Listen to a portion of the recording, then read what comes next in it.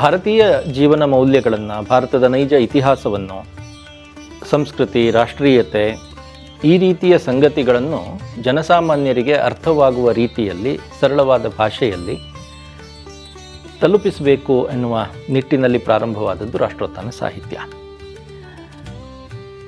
ಈ ಹಿನ್ನೆಲೆಯಲ್ಲಿ ತನ್ನ ಪ್ರಕಟಣೆಗಳ ಆಯ್ಕೆಯನ್ನು, ವಿಷಯವನ್ನು ಅದು ಯೋಚನೆ ಮಾಡ್ತಾ ಅದರಲ್ಲಿ ಪ್ರಮುಖವಾಗಿ ಆಯ್ದುಕೊಂಡಿದ್ದು ಒಂದು ಜೀವನ ಚರಿತ್ರೆಯ ಕ್ಷೇತ್ರವನ್ನು.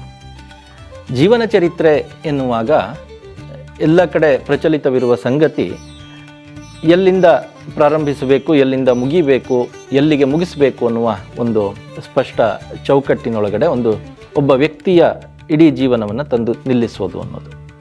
ಆದರೆ ಅದಕ್ಕೆ ಹೊರತಾಗಿ ಆ ವ್ಯಕ್ತಿಯ ಜೀವನದಿಂದ ಬೇರೆಯವರು ಪ್ರೇರಣೆ ಪಡೆಯುವ ರೀತಿಯಲ್ಲಿ ಆ ವ್ಯಕ್ತಿಯ ಜೀವನವನ್ನು ತುಂಬ ಒಣ ಮಾಹಿತಿಗಳ ಒಂದು ಒಟ್ಟಿಲಾಗಿ ಮಾಡದೆ ಅದನ್ನು ತಾನು ಆ ವ್ಯಕ್ತಿಯ ಜೀವನದೊಂದಿಗೆ ಸಾಗ್ತಾ ಇದ್ದೀನಿ ಅನ್ನುವ ಭಾವನೆ ಬರುವ ಹಾಗೆ ಓದುಗನಿಗೆ ಓದಿಸಬೇಕು ಅನ್ನುವ ನೆಲೆಯಲ್ಲಿ ರಾಷ್ಟ್ರೋತ್ಥಾನ ಸಾಹಿತ್ಯದ ಜೀವನ ಚರಿತ್ರೆಗಳು ಪ್ರಕಟವಾದವು.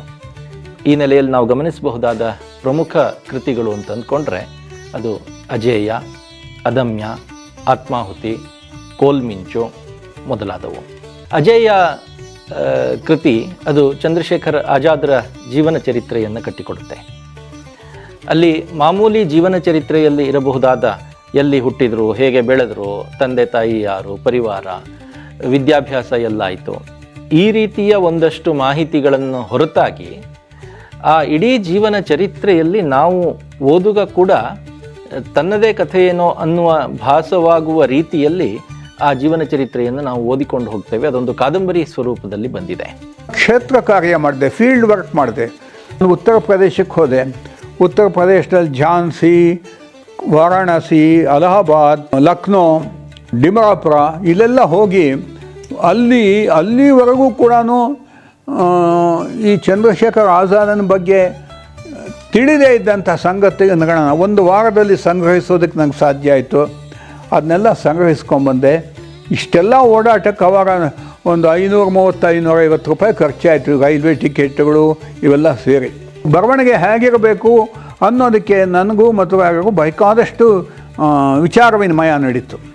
ಇದೊಂದು ಕಾದಂಬರಿಯ ರೂಪದಲ್ಲಿ ಬಂದ್ರೇ ಜನಗಳಿಗೆ ರೀಚ್ ಆಗೋದಕ್ಕೆ ಸುಲಭ ಆಗುತ್ತೆ, ಜನ ಇಷ್ಟಪಡ್ತಾರೆ ಅಂತ ನನ್ನ ಅನುಭವ ಆಯಿತು. ಸ್ವಲ್ಪ ಓದಿನಿಂದ ನಾನು ತಿಳ್ಕೊಂಡಿದ್ದಂಥದ್ದು ಅದು ಅವರಿಗೂ ಒಪ್ಪಿಗೆ ಆಯಿತು. ಅದೇ ರೀತಿಯಲ್ಲಿ ಆತ್ಮಾಹುತಿ, ಸ್ವಾತಂತ್ರ್ಯ ವೀರ ವಿನಾಯಕ ದಾಮೋದರ ಸಾವರ್ಕರ್ ತಮ್ಮ ಜೀವನ ಕಥೆಯನ್ನು ತಾವೇ ಹೇಳುವ ರೀತಿಯಲ್ಲಿ ಅದರ ನಿರೂಪಣೆ ಅದ್ಭುತವಾಗಿ ಮೂಡಿಬಂದಿದೆ. ಶಿವರಾಮ್ ಅವರ ಬರಹದ ಶೈಲಿ ಅದು ಶಾಶ್ವತವಾಗಿ ಓದುಗರ ಮನಸ್ಸಿನಲ್ಲಿ ಅಚ್ಚೊತ್ತಿ ಬಿಡುತ್ತೆ. ಅಲ್ಲೆಲ್ಲೂ ಕೂಡ ಸಾವರ್ಕರ್ರ ಜೀವನದ ಒಣ ಮಾಹಿತಿಗಳು ಇಲ್ಲ. ಪ್ರತಿಯೊಂದು ಸಂದರ್ಭವನ್ನು, ಪ್ರತಿಯೊಂದು ಸಂಗತಿಯನ್ನು ಕೂಡ ಓದುಗನಿಗೆ ಆಪ್ತವಾಗಿಸುವುದು ಮತ್ತು ಓದುಗನ ಮನಸ್ಸಿನಲ್ಲಿ ಅದನ್ನು ಅಚ್ಚೊತ್ತಿಸುವುದು, ಆ ಮೂಲಕ ಓದುಗನಿಗೆ ಆ ಜೀವನ ಚರಿತ್ರೆಯನ್ನು ಓದಿದ ಪರಿಣಾಮ, ಪ್ರಭಾವ ಅದು ಶಾಶ್ವತವಾಗಿ ಆತನಲ್ಲಿ ನೆಲೆ ನಿಲ್ಲಬೇಕು, ಆತನಿಗೆ ಪ್ರೇರಣೆ ಕೊಡಬೇಕು. ಈ ಹಿನ್ನೆಲೆಯಲ್ಲಿಯೇ ನಮ್ಮ ಜೀವನ ಚರಿತ್ರೆ ಕೃತಿಗಳು ಮೂಡಿಬಂದವು. ಸುಭಾಷ್ ಚಂದ್ರ ಬೋಸ್ರ ಶತಮಾನೋತ್ಸವದ ಸಂದರ್ಭದಲ್ಲಿ ಕೋಲ್ಮಿಂಚು ಪ್ರಕಟವಾಯಿತು.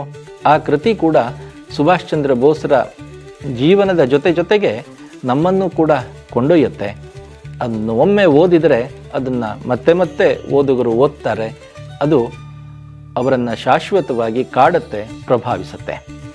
ಹೀಗೆ ಜೀವನ ಚರಿತ್ರೆಯನ್ನು ಅದೊಂದು ಪ್ರೇರಣಾದಾಯಿ ಕಥನವಾಗಿಸುವ ನಿಟ್ಟಿನಲ್ಲಿ ರಾಷ್ಟ್ರೋತ್ಥಾನ ಸಾಹಿತ್ಯ ತನ್ನ ಕೃತಿಗಳನ್ನು ಪ್ರಕಟಿಸ್ತಾ ಬಂದಿದೆ.